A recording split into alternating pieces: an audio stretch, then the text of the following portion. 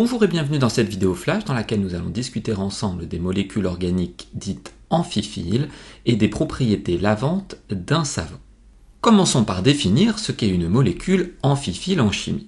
Le mot amphiphile vient du grec amphi qui signifie des deux côtés et philéine qui signifie aimer. Ces molécules possèdent en fait une partie soluble dans l'eau, dite partie hydrophile, et une autre partie soluble cette fois-ci dans les graisses, que l'on appellera la partie lipophile, d'où leur nom de molécules amphiphiles. On schématise bien souvent les molécules amphiphiles de cette manière, avec en rouge la partie lipophile, que l'on appelle plus communément la queue, et en bleu la partie hydrophile, que l'on appelle la tête. Retenez que la partie lipophile, en rouge donc, se présente sous la forme d'une longue chaîne carbonée.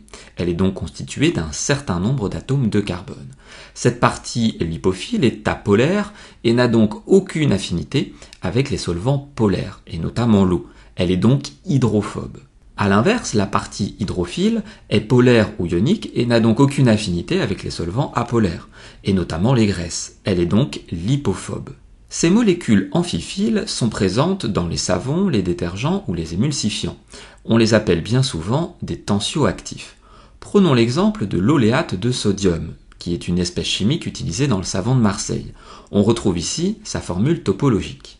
Sur la partie gauche de la molécule, ici encadrée en rouge, on retrouve la partie lipophile, qui se présente donc sous la forme d'une longue chaîne carbonée.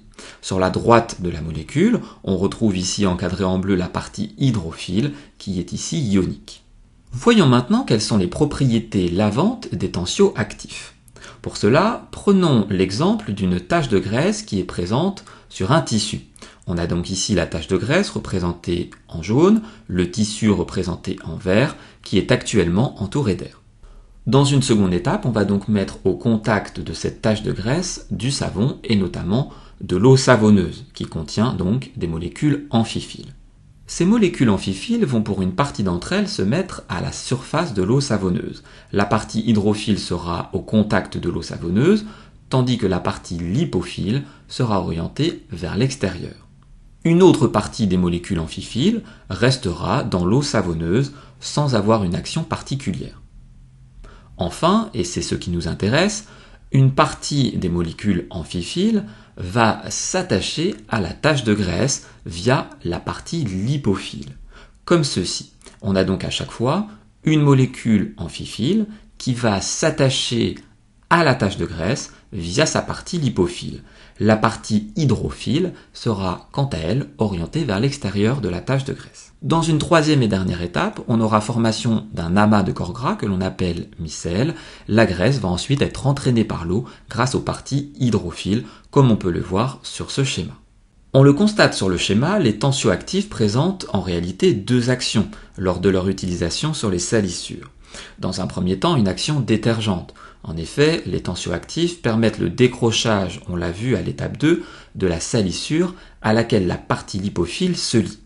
Mais aussi une action émulsifiante, il s'agit là de l'étape 3. Les tensioactifs vont permettre la solubilisation de la salissure en formant, on l'a vu, une micelle, et cette dernière va être entraînée dans l'eau de rinçage.